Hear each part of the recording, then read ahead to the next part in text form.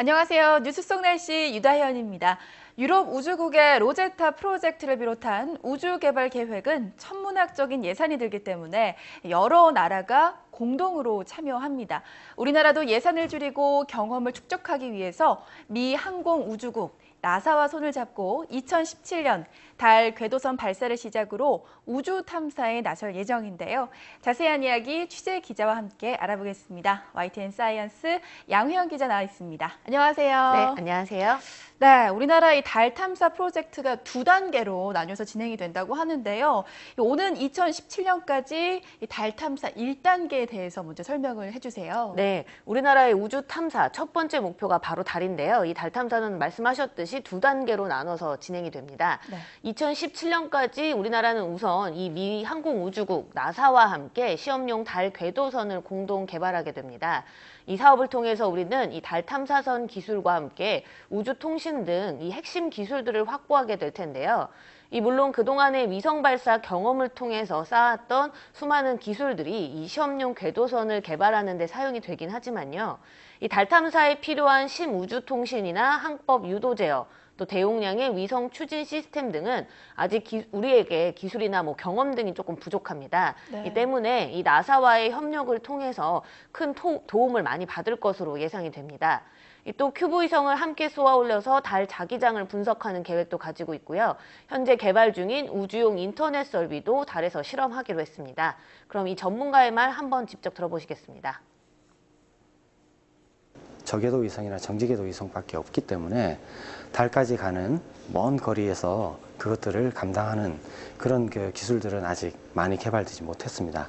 그래서 그런 부분을 저희가 나사와 같이 먼저 나사가 풍부한 경험을 갖고 있기 때문에 그런 경험을 공유할 수 있겠고요.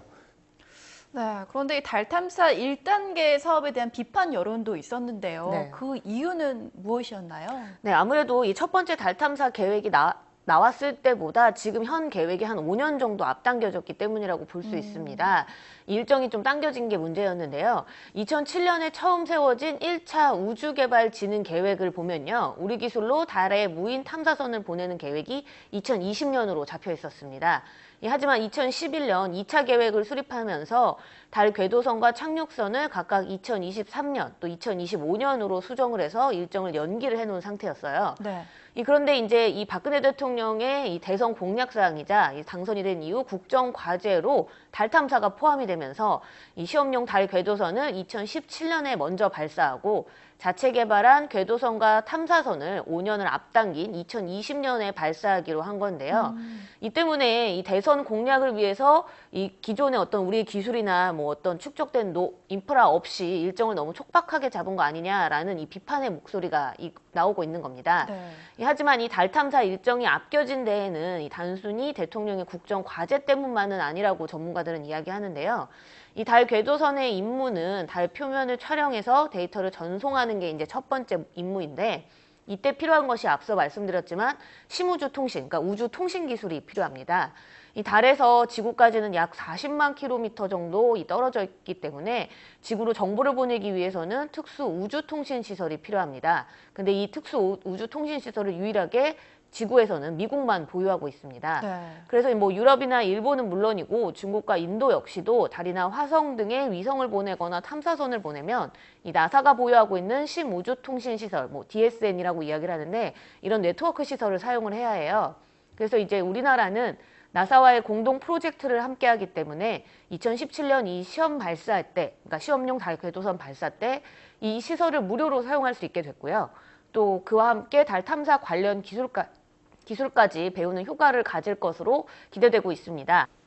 그 RPM이라는 어떤 그 탐사 위성을 착륙을 시킬 계획을 가지고 있습니다. 그래서 이 착륙 위성이 통신을 원활하게 할 수 있게끔 궤도선이 그 통신 릴레이 역할을 하는 것으로 지금 나사와 논의가 됐습니다.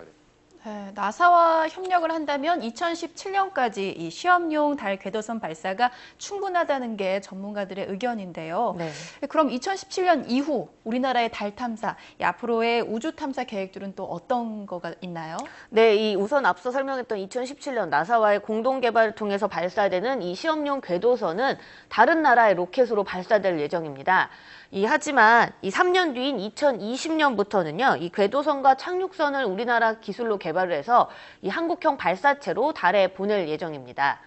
또 이 국제 협력을 바탕으로 2030년에는 화성 탐사에 나서게 되고요. 또 2040년까지는 소행성과 심우주 탐사도 추진할 계획입니다. 이 정부는 이 같은 우주개발 중장기 계획을 바탕으로 우리나라 우주개발의 이 세계 경쟁력 순위를 2020년에는 7위로 2040년에는 4위까지 끌어올리겠다는 목표입니다. 우리나라가 이 우주 탐사를 제대로 하기 위해서 가장 먼저 필요한 게 어떤 것들이 있을까요? 네, 이제 현재 우리나라가 이 세계적인 수준의 인공위성 개발 능력 같은 걸 좀 가지고 있긴 하지만 사실은 이 위성 발사에 있어서는 언제나 다른 나라의 로켓, 그러니까 러시아나 일본 등을 가서 다른 나라의 로켓을 빌려서 사용하고 있습니다. 네. 그렇기 때문에 자력 우주 탐사에서 가장 중요한 것이 한국형 발사체 개발이라고 할 수 있습니다. 이 현재 한국형 발사체의 심장인 75톤급 엔진의 부품 성능을 시험하고 있는데요. 2017년까지 75톤급 액체 엔진의 성능을 검증하기 위해서 1단으로 시험 발사를 하게 될 예정입니다. 네, 그리고 난 다음에 2020년에는 75톤급 엔진 4개를 묶어서 1단 로켓을 만들고요. 2단에는 75톤 엔진 1개, 3단에는 7톤 엔진을 실은 한국형 발사체를 완성해서 발사하게 됩니다. 이후에는 2030년까지 중궤도나 정지궤도의 위성을 올릴 수 있는 발사체를 개발하고요. 2040년까지는 대형 정지궤도 발사체 개발에 나서게 됩니다. 네. 지금 한국 우주 진출의 심장 역할을 할 이 한국형 발사체가 나로 우주센터에서 개발이 되고 있잖아요. 네. 그 현장에 다녀오셨다고요? 네, 그렇습니다. 지난달 전남 고흥군에 위치한 이 나로 우주센터에 제가 직접 갔었는데요. 네. 이 현재 나로 우주센터에는 액체 엔진의 가장 중요한 부품인 이 연소기와 터보 펌프의 성능을 확인할 수 있는 시험 설비가 2개의 시험 설비가 완공된 상태입니다. 이 연소기는 액체 엔진의 핵심 부품 중에 하나로 연소기의 노즐을 통해서 고온 고압의 가스를 분출시키면서 이 추진력을 얻게 되는 역할을 하는데요. 저희가 처음으로 연소기 시험 영상을 이 YTN을 통해서 공개를 했었습니다.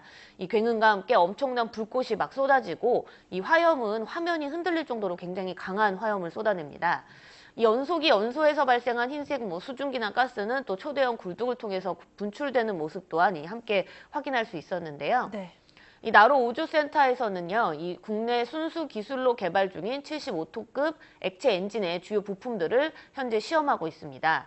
또 연소기와 함께 터보 펌프나 가스 발생기 등도 시험을 같이 하고 있는데요. 이것들을 조합하게 되면 앞서 말씀드렸던 이 한국형 발사체의 심장이죠. 75톤급 엔진이 완성되게 되는 겁니다.